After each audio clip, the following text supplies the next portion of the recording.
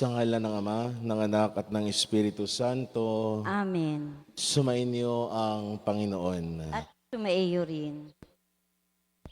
Mga kapatid, aminin natin ang ating mga kasalanan upang tayo'y maging marapat gumanap sa banal na pagdiriwang. Inaamin ko Sa makapangyarihang Diyos at sa inyo mga kapatid, na lubha akong nagkasala sa isip, sa salita at sa gawa, at sa aking pagkukulang. Kaya isinasamo ko sa mahal na Birheng Maria, sa lahat ng mga anghel at mga banal, at sa inyo mga kapatid, na ako'y ipanalangin sa Panginoong ating Diyos. kaawaan tayo ng mga pangyarihang Diyos, patawarin tayo sa ating mga kasalanan at patnubayan tayo sa buhay na walang hanggan. Amen. Panginoon, kaawaan mo kami. Panginoon, kaawaan mo kami. Kristo, kaawaan mo kami. Kristo, kaawaan mo kami. Panginoon, kaawaan mo kami. Panginoon, kaawaan mo kami. Manalangin tayo. Ama naming makapangyarihan, tanang pinakamabuti iyong tinataglay. Gawin mong sa aming kaloobay, manuot ang pag-ibig sa iyong ngalang dakila at bantog upang sa pag-unlad ng aming pagsunod sa pananampalatayang iyong ipinagkaloob, mapagyaman namin ang kabutihang iyong inihandog at iyong pinagyaman ang mapanatili mong lubos sa iyong pagsubaybay sa amin at pagkupkop. Sa pamamagitan ni Jesucristo, kasama ng Espiritu Santo, magpasawalang hanggan. Amen.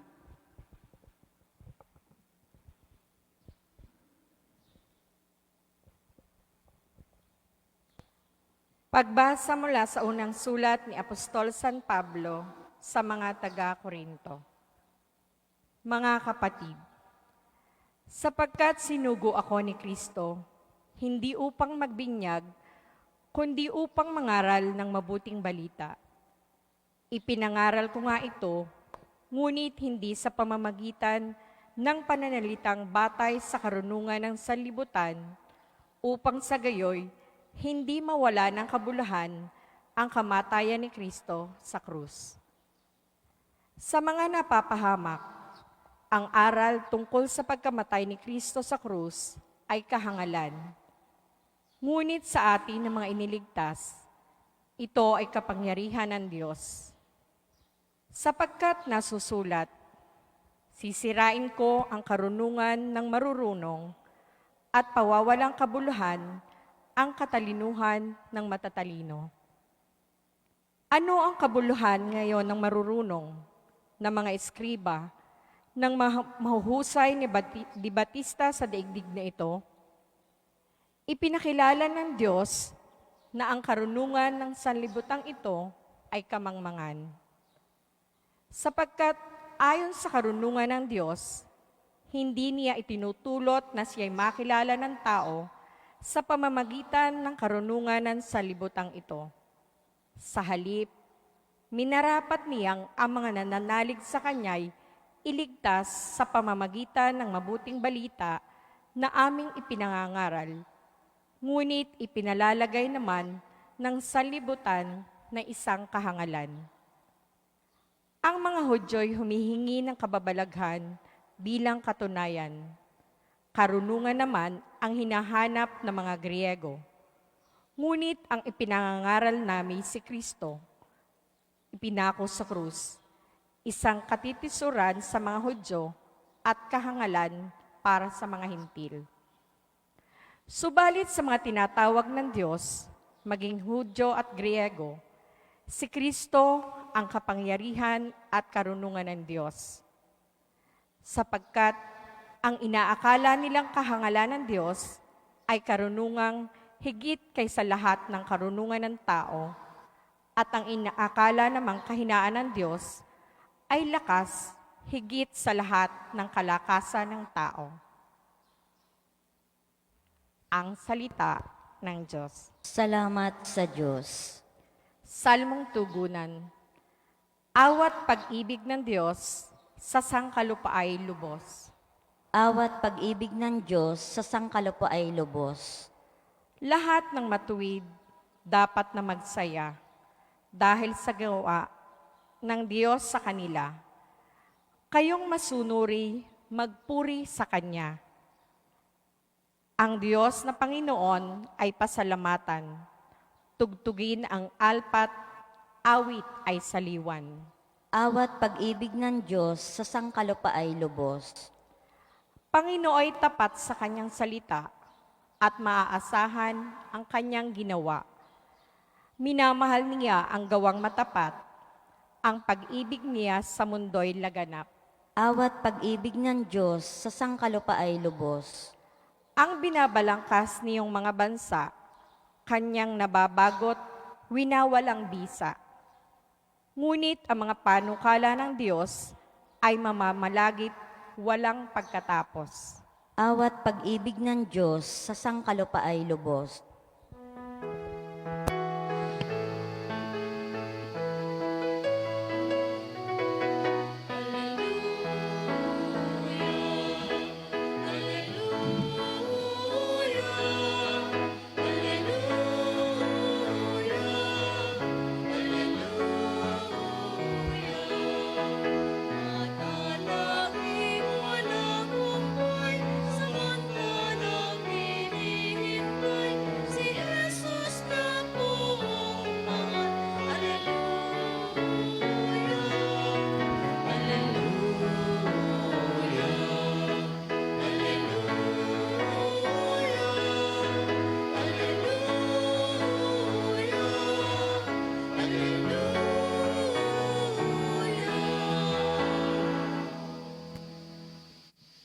Sumainyo ang Panginoon. At sumaiyo rin. Ang mabuting balita ng Panginoon ayon kay San Mateo. Papuri sa iyo, Panginoon.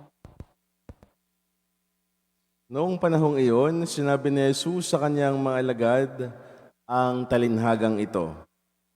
Dito maitutulad ang pagpasok sa kaharian ng Diyos. May 10 dalagang lumabas upang sumalubong sa lalaking ikakasal. Bawat isa'y may dalang ilawan. Ang 5 sa kanila ay hangal at ang 5 ay matalino. Ang mga hangal ay nagdala ng kanilang mga ilawan, ngunit hindi nagbaon ng langis. Subalit ang matalino ay nagdala ng langis bukod pa sa kanilang ilawan. Nabalam ang dating ng lalaking ikakasal, kaya't inantok silang lahat at nakatulog. Ngunit nang hating gabi na'y may sumigaw, "Narito na ang lalaking ikakasal. Salubungin ninyo."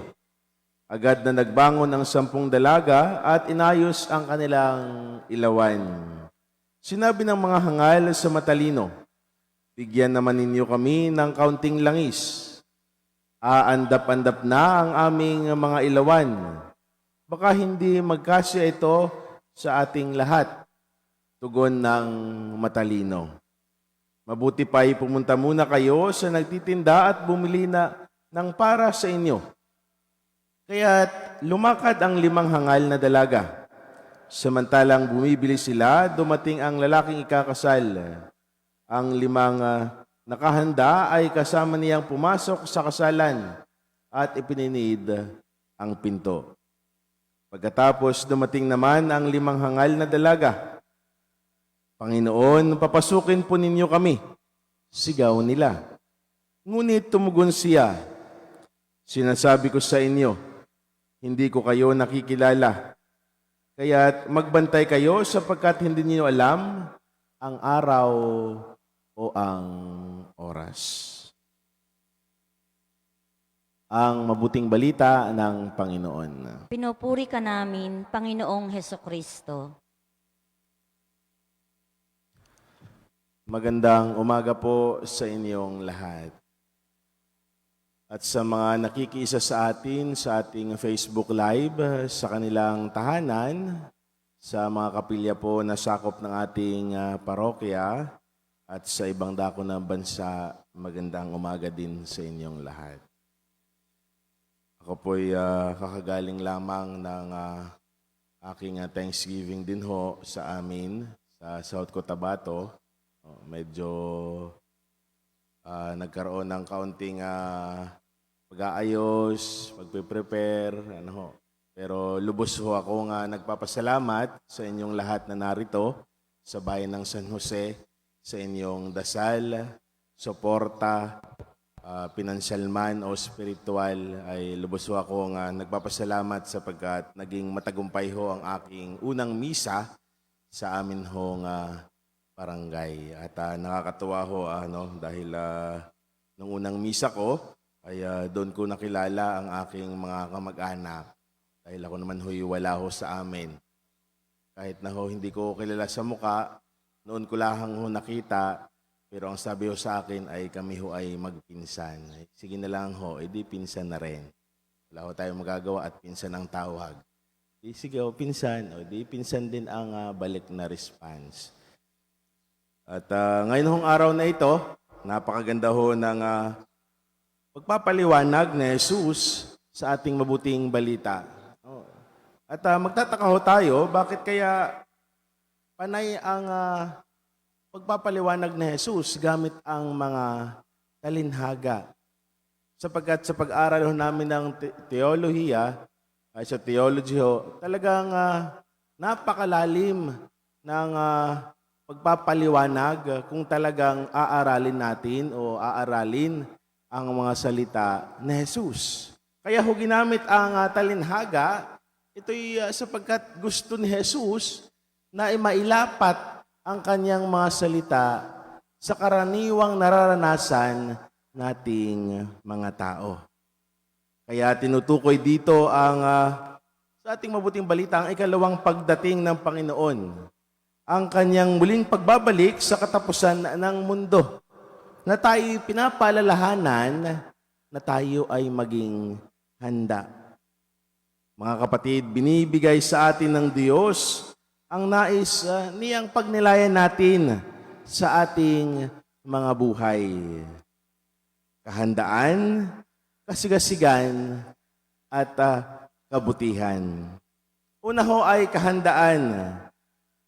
Ang pagdating ng kaharian ng langit ay ang pagiging ang piging ng isang kasal. Si Jesus ay ang lalaking ikakasal. Ang 5 dalaga ay ang mga nakapasok. At ang 5 hangal na dalaga ay yung mga hindi nakapasok. Yung mga hindi naging handa. Sapagkat ang 5 matalino dalaga ay naghanda ng langis para sa kanilang lampara, upang ito'y sindihan sa pagdating ng lalaking ikakasal. Pero ang 5 hangal na dalaga ay hindi naghanda ng langis dahil tingin nila hindi naman mahuhuli. Darating naman agad ang ikakasal. Kaya nga sa ikalawang pagdating ni Kristo, mas kilala bilang tinatawag nating parusiya, ay mangyayari sa wakas ng panahon, sa oras na hindi natin inaasahan. Maaaring ngayon, maaaring bukas, o kaya maaaring sa kinabukasan na bigla na lamang siya darating. Kaya ito ang paanyaya sa atin na sana dapat tayo'y maging handa. Hindi lang sa pang-pisikal na anyo, kundi pati sa spiritual. Kung paanong binubusog natin ang ating pisikal na anyo o ang katawan natin, sana ibusugin din natin ang ating kaluluwa. Di ba nga po, sa kahit anong okasyon o selebrasyon na ginagawa natin, tayo ay naghahanda 1 buwan o mahigit pa sa 1 buwan ng paghahanda. Sapagkat ang gusto natin ay presentable. Ang gusto natin maibigay sa ating mga bisita ang pinaka-the best. Ang gusto nating marinig pagkatapos ng ating paghahanda ay maganda, maayos ang iyong handaan. Hindi nagkulang, naging sapat, naging maayos kaming lahat. Ganon din ho sa buhay spiritual natin. Pagdating ni Jesus, sana tayo rin ay maayos. malusog, at mataba din ang ating kaluluwa. Kaya kailangan ng kahandaan. Pangalawa, hindi nagiging sapat ang kahandaan kung hindi mo lalagyan ng kasigasigan. Mga kapatid, pagkatapos ng 5 mga matatalino maghanda, sila'y naging masigasig sa paglilingkod sa taong ikakasal. Sila ay nagpakita ng kanilang mga talento na kung saan naging masaya ang taong ikakasal. At yun ay si Jesus. Ganon din po tayo. Pagkatapos nating maghanda, hindi naman pwedeng hayaan na lang natin ang mga bisita. Hindi naman pwedeng tayo aalis. Diba, as much as possible, dapat nandun tayo, naglilingkod pa rin. Kapag ikaw ang naghahanda, di ba pagkatapos mo maghanda, mag-prepare lahat, di ba kung minsan nga ikaw yung hindi nakakakain, sapagkat ang gusto mo ay maikot lahat ng bisita, sapagkat ang gusto mong makausap lahat ng mga bisita. No? Naalala ko nung ako'y nag-Thanksgiving, dahil ang aking Thanksgiving alas 9, ako po'y may mga bisita pa galing dito ho sa atin. So dahil kailangan pang magsundo, ako pa ho ang nagsundo ulit. Papunta sa aming kapilya, hindi ko na ho naisip na ako'y mag-agahan. Pagkatapos tuloy-tuloy ho ang misa, pagkatapos naman ho ng misa, kailangan hindi mo haharapin ang mga bisita. Hanggang sa inabot na ho ng hapon, ako'y naghatid na sa ibang mga pare. Naalala ko, pagdating ng airport, kumukulo na yung tiyan ko. Hindi pala ako nakaagahan, tsaka nakatanghalian. Yung bang kita mo na ikaw mismo sa sarili mo, pagkatapos mo maghanda, hindi mo hinahayaan ang mga bisita na sila ay basta na lamang nandyan. Pinapakita mo sa mga bisita na ikaw mismo, tayo mismo, ay marunong makipagkwentuhan, marunong mag-approach sa kanila. Ganun ho ang ginawa ng 5 dalagang matalino. Hindi ho natapos sa paghahanda ang kanilang ginawa. Pagkos ang kanilang ginawa ay nagpatuloy, naging masigasig sa kanilang paglilingkod sa Diyos. Ganun din ho sa buhay natin pananampalataya. Hindi pwedeng inihahanda natin ang ating mga sarili lamang sa mga sakramento na tatanggapin natin, na pagkatapos na matanggap, wala na.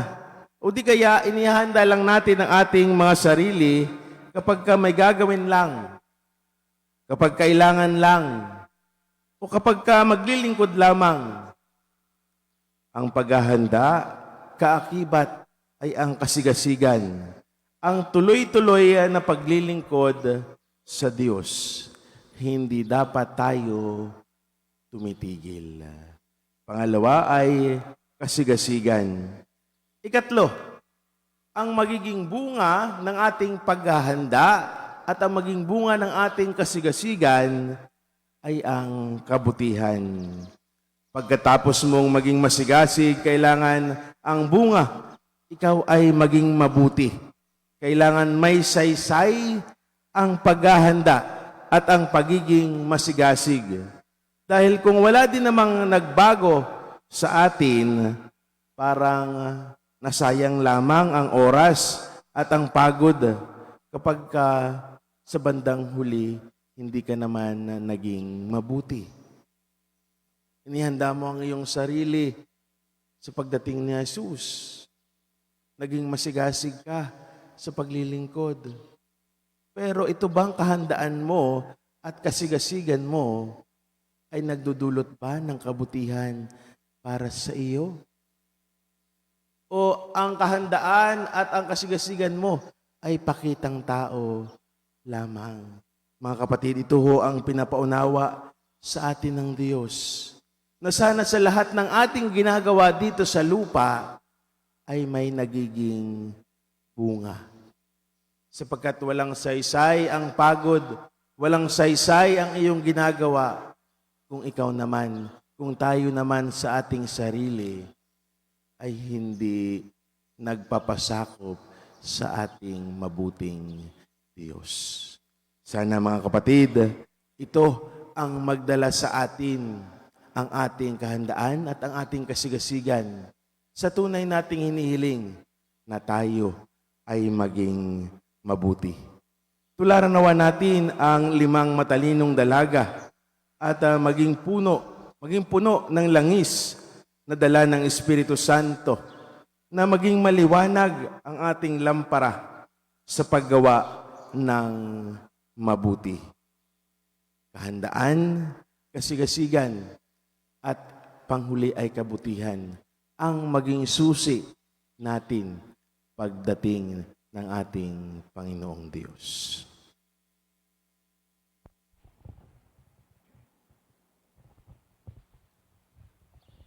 Ipinapaalala ng mensahe ng Ebanghelyo na dapat tayo'y maging matalino at nagbabantay. Habang ating hinihintay ang pagdating ng Panginoong Hesus, ipanalangin natin ang mundong kanyang iniligtas. Panginoon, dinggin mo ang aming panalangin. Panginoon, dinggin mo ang aming panalangin.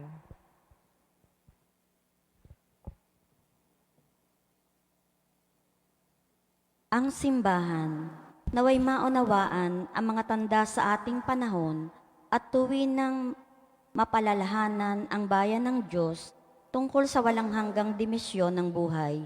Manalangin tayo sa Panginoon. Panginoon, dinggin mo ang aming panalangin. Ang mga kabataan, naway manatiling umaasa at puno ng sigla sa buhay.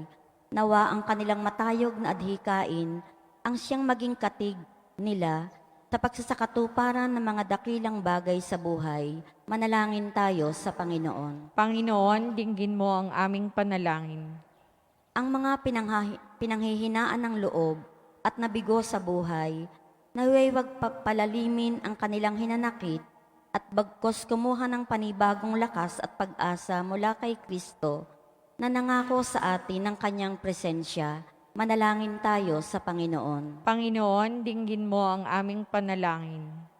Ang mga may sakit at mga naghihingalo, naway tumingin kay Kristo nang may pag-asa at pagbabalik loob sa pananampalataya. Manalangin tayo sa Panginoon. Panginoon, dinggin mo ang aming panalangin.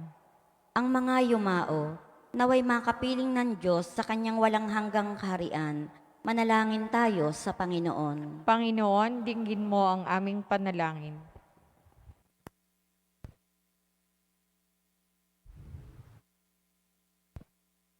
Ama ng panahon at walang hanggan, ipagkaloob mo ang aming mga kahilingan habang aming hinihintay ang pagbabalik ni Kristo, ang iyong biyaya ng walang hanggang karunungan. Hinihiling namin ito sa pamamagitan ni Kristo na aming Panginoon. Amen.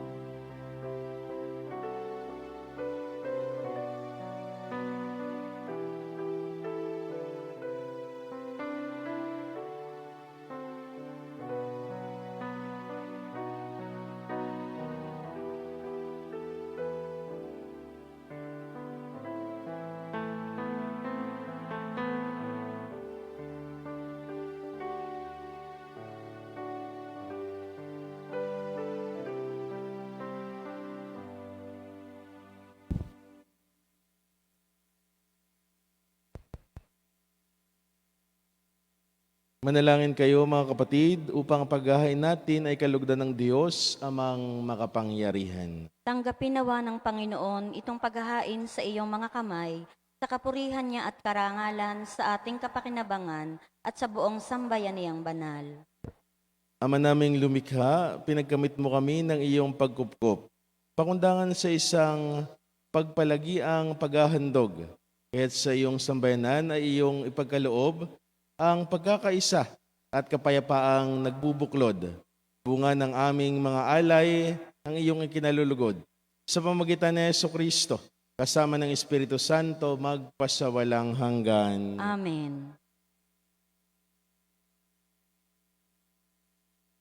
Sumainyo ang Panginoon. At sumaiyo rin. Itaas sa Diyos ang inyong puso at diwa. Itinaas na namin sa Panginoon.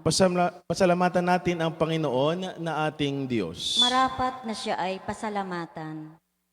Ama naming makapangyarihan, tunay ngang marapat na ikaw ay aming pasalamatan sa pamamagitan ni Jesucristo na aming Panginoon.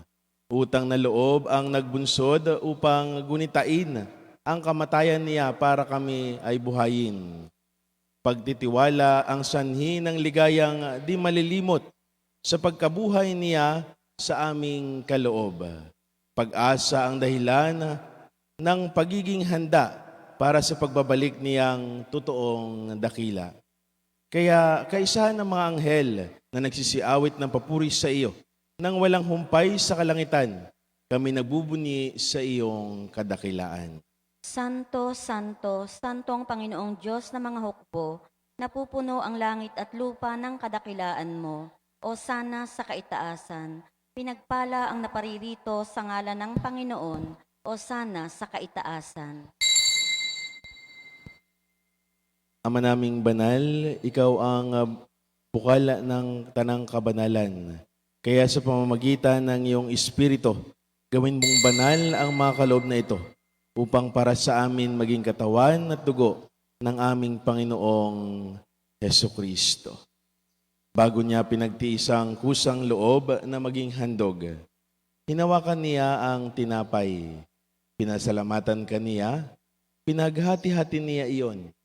Iniabot sa kanyang mga alagad at sinabi, "Tanggapin ninyong lahat ito at kanin. Ito ang aking katawan na ihahandog para sa inyo."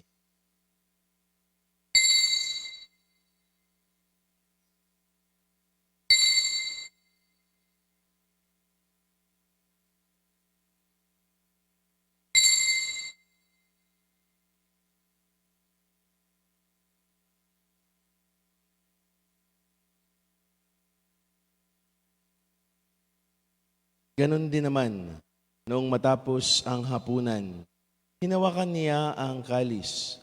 Muli kanyang pinasalamatan. Iniabot niya ang kalis sa kanyang mga alagad at sinabi, "Tanggapin ninyong lahat ito at inumin. Ito ang kalis ng aking dugo, ng bago at walang hanggang tipan. Ang aking dugo na ibubuhos para sa inyo at para sa lahat, sa ikapagpatawad ng mga kasalanan. Gawin ninyo ito sa pag-alaala sa akin."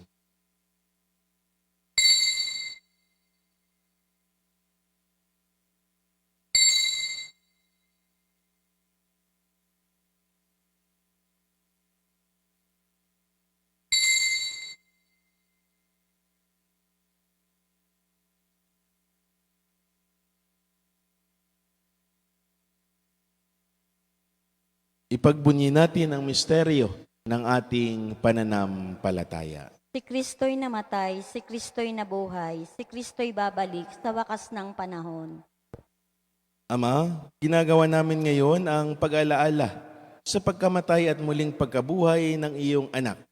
Kaya't iniaalay namin sa iyo ang tinapay na nagbibigay buhay at ang kalis na nagkakaloob ng kaligtasan. Kami nagpapasalamat dahil kami iyong minarapat na tumayo sa harap mo para maglingkod sa iyo. Isinasamo namin kami magsalo-salo sa katawan at dugo ni Kristo ay mabuklod sa pagkakaisa sa pamamagitan ng Espiritu Santo. Ama, lingapin mo ang iyong simbahang laganap sa buong daigdig. Puspusin mo kami sa iyong pag-ibig, kaysa ni Francisco na aming Papa, ni Gilbert na aming Obispo, at ng Tanang Kaparian. Alalahanin mo rin ang mga kapatid naming nahimlay, na may pag-asang sila'y muling mabubuhay, gayon din naman ang lahat ng mga pumanaw.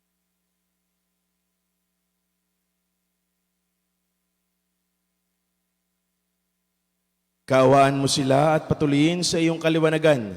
Kaawaan mo at pangindapatin kaming lahat na makasalo sa iyong buhay na walang wakas. Kaisa ng mahal na Birheng Maria na ina ng Diyos, kaisa ni Poong San Jose, kaisa ng mga apostol at ang lahat ng mga banal ni San Jose Marelo na namuhay dito sa daigdig ng kalugod-lugod sa iyo. May pagdiwang nawa namin ang pagpupuri sa ikararangal mo sa pamamagitan ng iyong anak na aming Panginoong Hesukristo.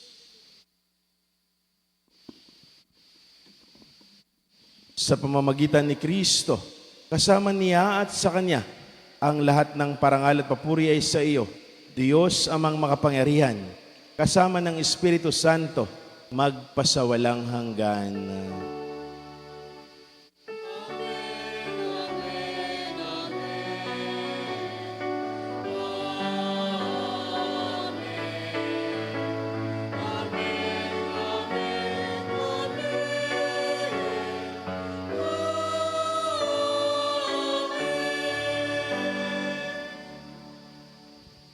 Sa tagubilin ng mga nakagagaling na utos at turo ni Jesus na Panginoon natin at Diyos, ipahayag natin ng lakas loob. Ama namin, sumasalangit ka, sambahin ang ngalan mo, mapasa amin ang kaharian mo, sundin ang loob mo dito sa lupa para nang sa langit. Bigyan mo kami ngayon ang aming kakanin sa araw-araw. At patawarin mo kami sa aming mga sala para ng pagpapatawad namin sa nagkakasala sa amin. At huwag mo kaming ipahintulot sa tukso at iadya mo kami sa lahat ng masama. Hinihiling namin kami adya sa lahat ng masama. Pagkalooban ng kapayapaan araw-araw, iligtas sa kasalanan at ilayo sa lahat ng kapahamakan. Samantalang aming pinanabikan ang dakilang araw ng pagpapahayag ng tagapagligtas naming si Hesukristo. Sapagkat iyo ang kaharian at ang kapangyarihan at ang kapurihan magpakailanman. Amen. Panginoong Hesukristo, sinabi mo sa iyong mga apostol, kapayapaan ang iniiwan ko sa inyo. Ang aking kapayapaan ang ibinibigay ko sa inyo. Tunghayan mo ang aming pananampalataya at huwag ang aming pagkakasala. Pagkalooban mo kami ng kapayapaan at pagkakaisa ayon sa iyong kalooban, kasama ng Espiritu Santo, magpasawalang hanggan. Amen. Ang kapayapaan ng Panginoon ay laging sumainyo. At sumaiyo rin. Magbigayan kayo ng kapayapaan sa isa't isa. Kordero ng Diyos sa nag-aalis ng mga kasalanan ng sanlibutan, maawa ka sa amin. Kordero ng Diyos sa nag-aalis ng mga kasalanan ng sanlibutan, maawa ka sa amin. Kordero ng Diyos na nag-aalis ng mga kasalanan ng sanlibutan, ipagkaloob mo sa amin ang kapayapaan.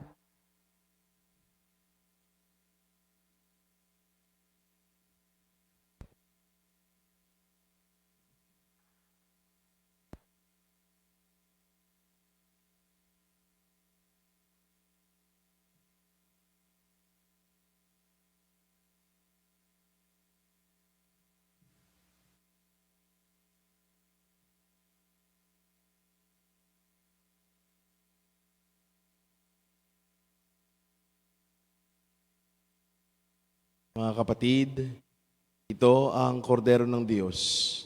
Ito ang nag-aalis ng mga kasalanan ng sanlibutan. Mapalad ang mga inanayahan sa kaniyang piging. Panginoon, hindi ako karapat-dapat na magpatuloy sa iyo, ngunit sa isang salita mo lamang ay gagaling na ako.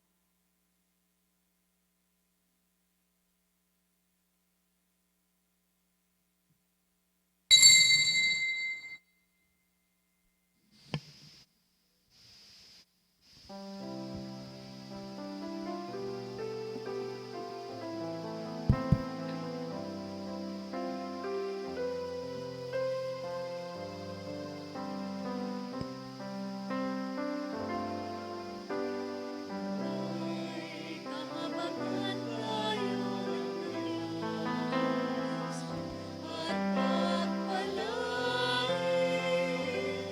kailanman.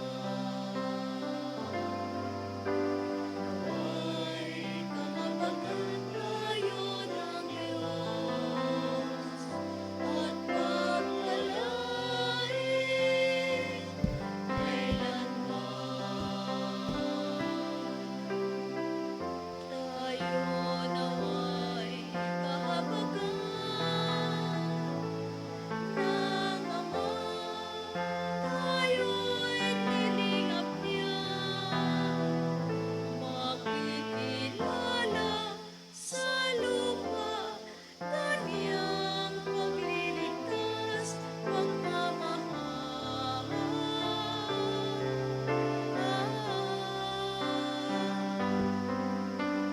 Nawa'y kahabagan tayo ng Diyos at pagpalain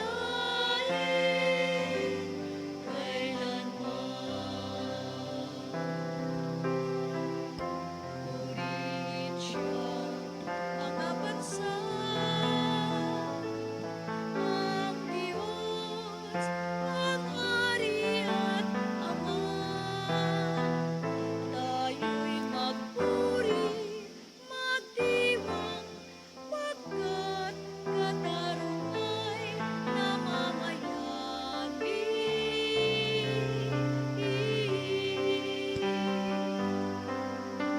Nawa'y kahabagan tayo ng Diyos at pagpalain